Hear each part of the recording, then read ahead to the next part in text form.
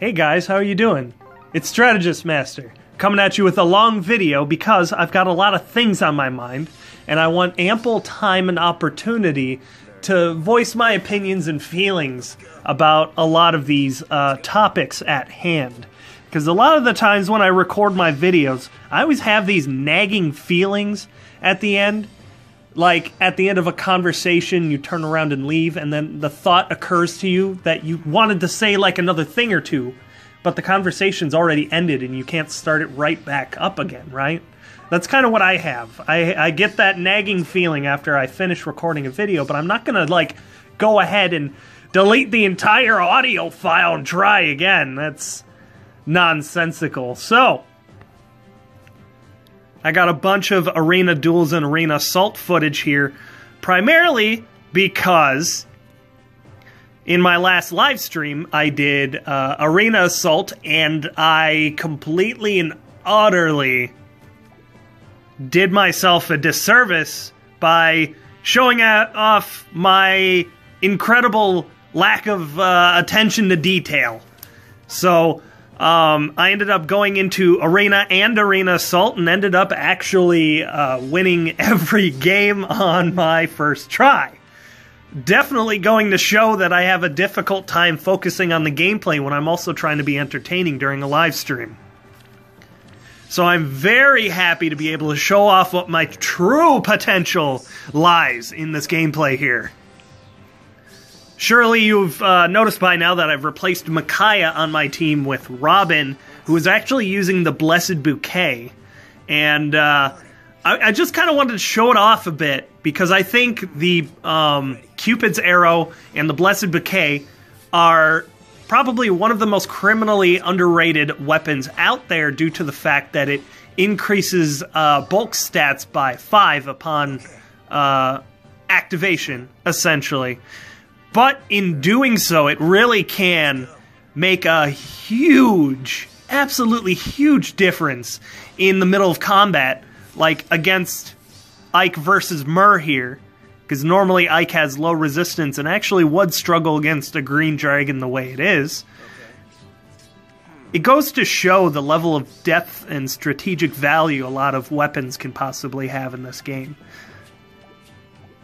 And those options have been expanded even further with the weapon refinery.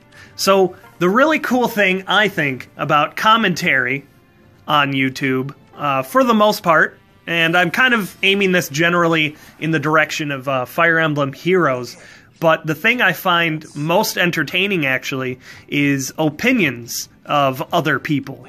And opinions are really nice in the fact that they're never one thing or the other. Like, maybe I could put it into better perspective by saying facts will always be facts. It will be that one thing only, and that is it. Like, for example, Bravelyn is a powerful player phase unit. That's pretty much a fact. High attack, high speed, blah, blah, blah, right? Everybody knows that. Opinions, however, probably another really good example. There's a lot of Fire Emblem Heroes content creators out there that really like Narcian and say that he is a fantastic unit and very good to use in Arena and whatever else. My opinion is he is Lancebreaker fodder. And guess what? Those two are completely differing statements, yet can both be true. Now, with that mini explanation out of the way, let's jump into weapon refinery here.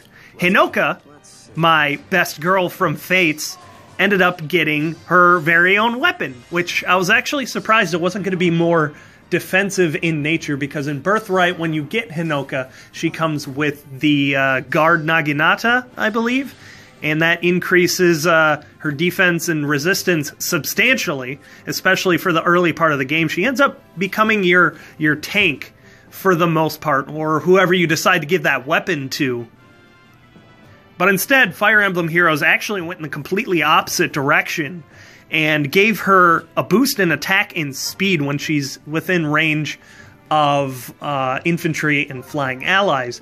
And now I'm starting to see, I'm starting to pick up on a bit of a habit that IS is doing with some of these weapons here. They're having boosts. Oh, geez. Est. Guess what I'm going to do with her? She's going to go right in the trash bin. I'm really sick of getting Est, to be completely honest. And kind of go off topic for a second here. Let's go ahead and send her right the fuck home. There we go. That's better. I feel better now. Alright. Also, this tap hero thing, let me just say real quick. It's not, like, the greatest thing in the world, but it's something new. It's something different to do. And with just that fact, I can be very happy.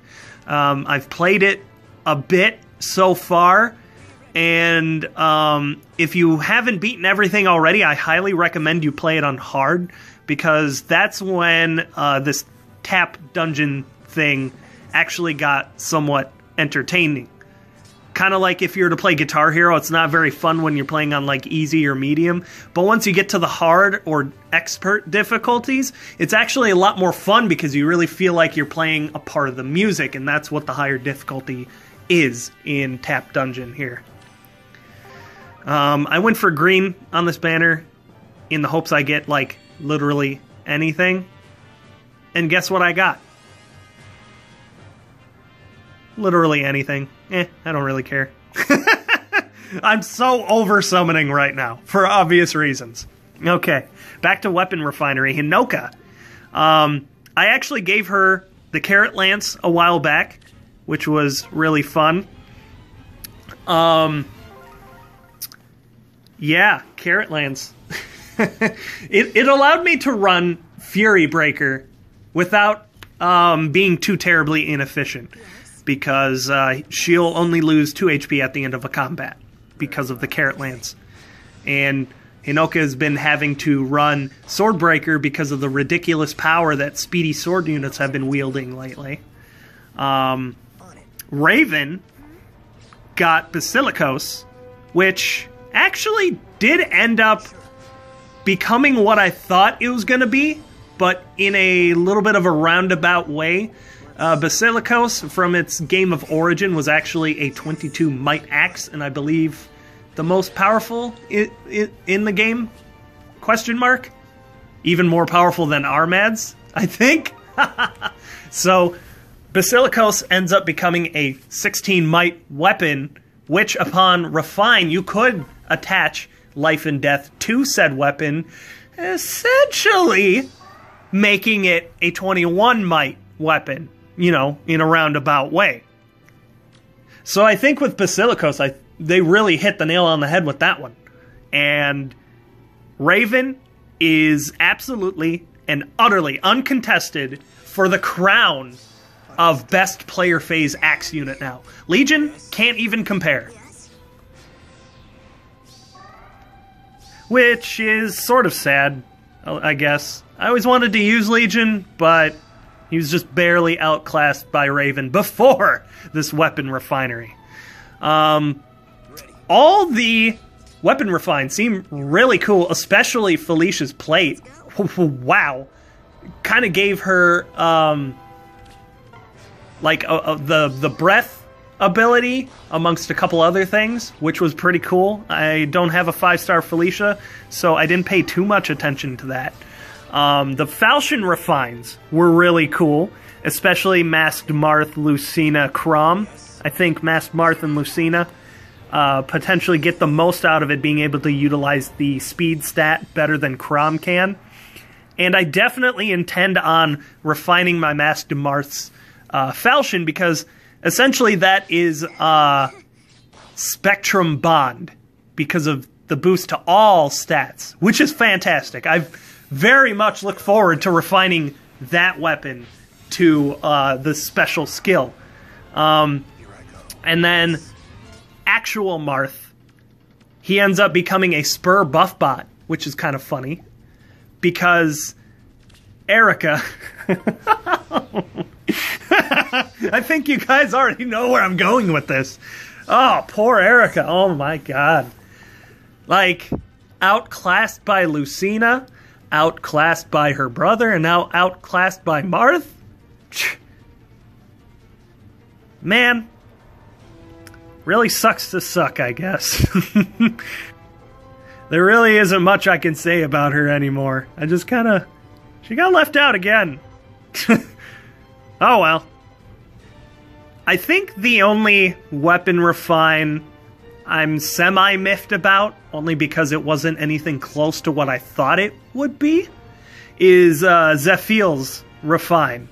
Last thing I expected him to get was distant defense, which is kind of weird, and in a roundabout way also shoehorns him into requiring distant counter to be good or efficient, I guess, or the most efficient you could possibly make him, which kind of sucks-ish, because if you really want to make Zephiel competitive, you're almost compelled to absolutely give him distant counter now, especially with the, distant defense weapon refine, because you're definitely losing out without it.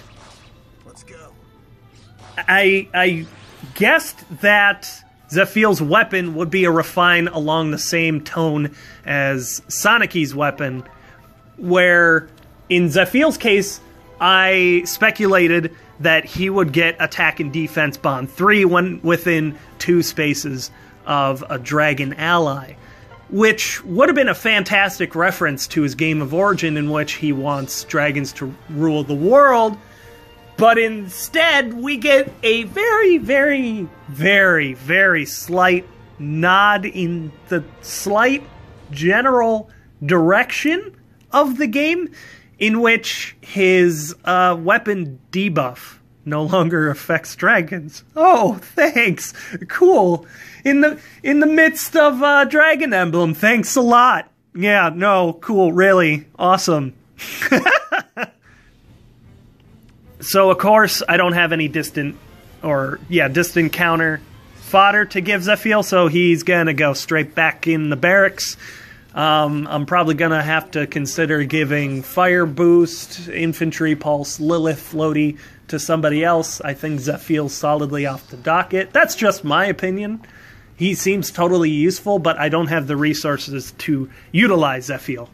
And I really wanted to be honest, but... the new banner, speaking of distant counter, Hector, he comes back with distant counter once again.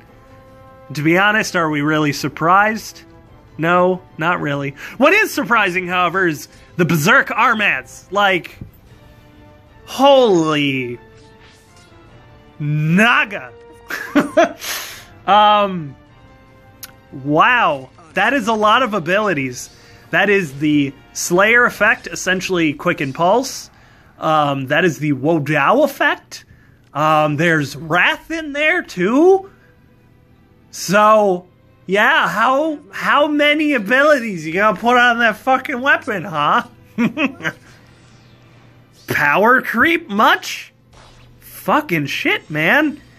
Like, normal Armads just has quick riposte, and we were all fun and giddy. And we considered that one of the most powerful weapons in the game. And now Berserk Armad, like a Chad, just walks in, just pushes regular Armads over, gives them a wedgie, and says, "Get the fuck out of the way, I'm here now." Damn, shuts them in the locker. Not to mention, if you were really missing the QR2 that Armads provides, Vengeful Fighter is a thing now. Woof.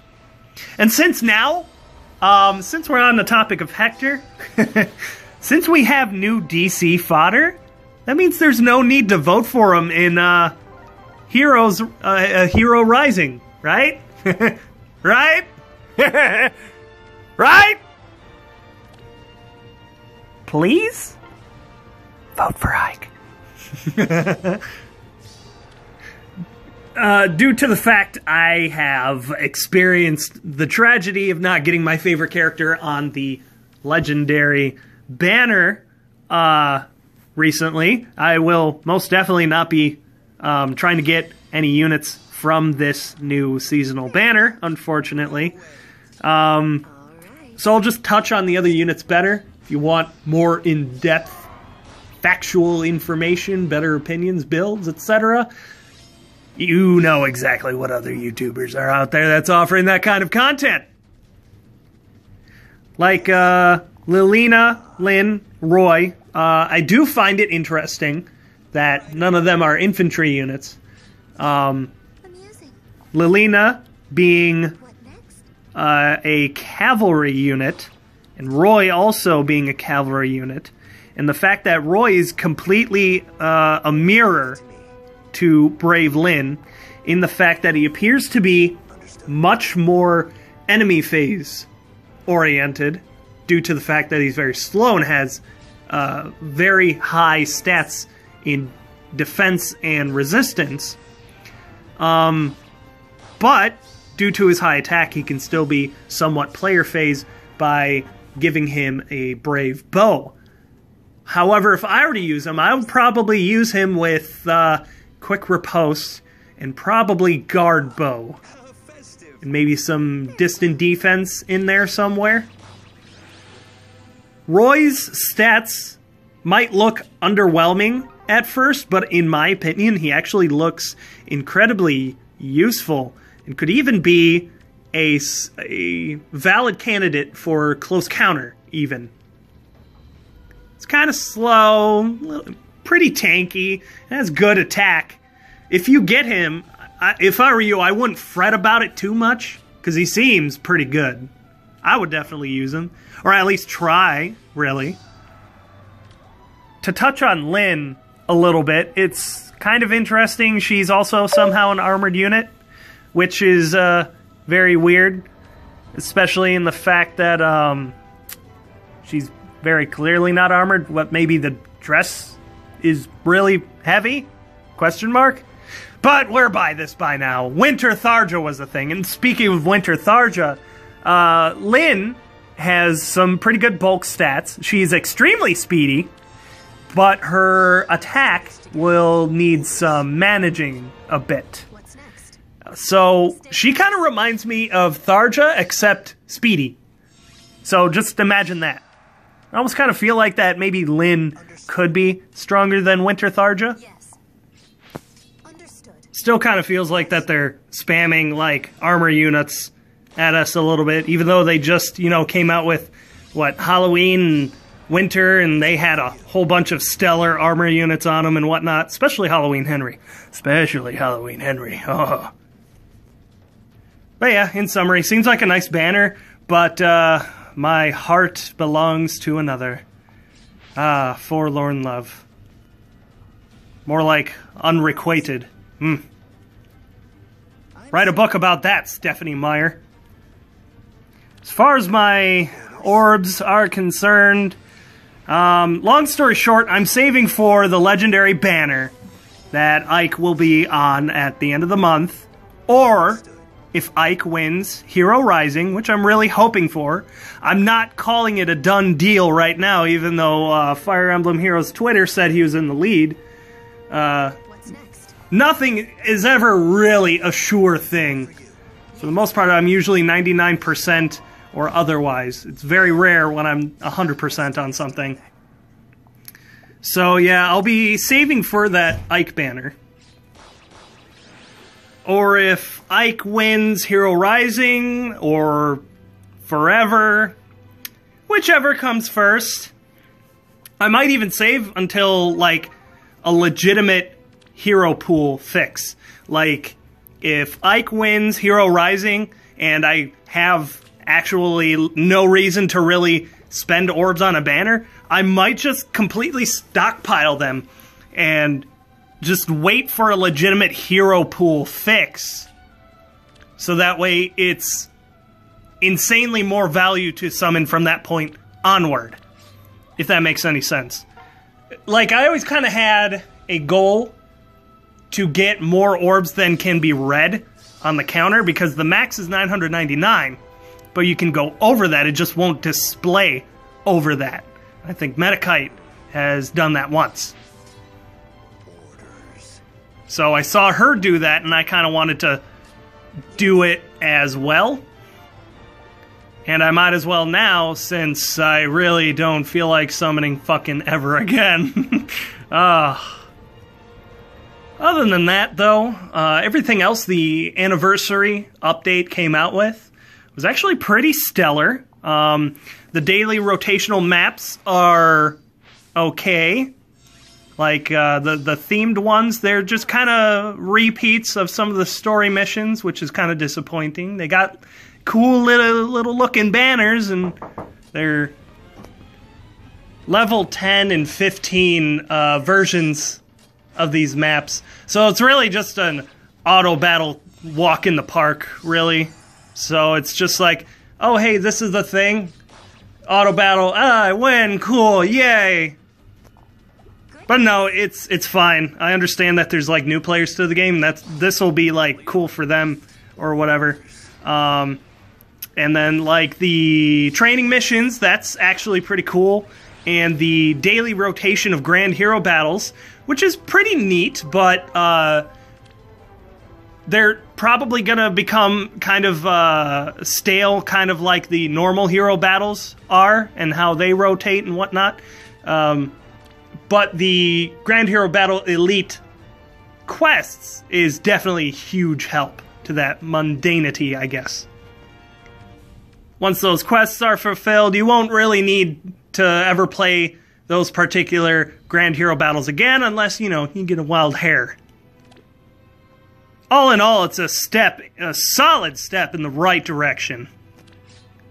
And whatever new mode that they're teasing in the top left corner there, whatever that is, I like it. I don't even care. I like it, whatever it is. New stuff? Cool. I'm on board. Let's do it. But, and a big but, like a big round but,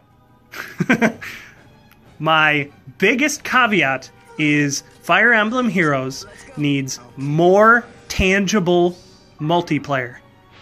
I'll take anything at this point, really. I'm really hoping that's what that new mode is gonna entail, hopefully.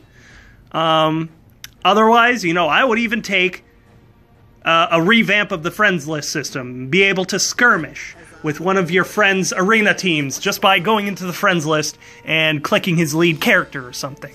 Oh, confirm battle? Yeah, sure, let's do it. Fuck yeah! Good day. Now that I'm looking at the gameplay, I'm really suddenly starting to realize how fucking often I'm fighting against dragons all the damn time. So I guess we really did experience a meta shift, but I already feel stale.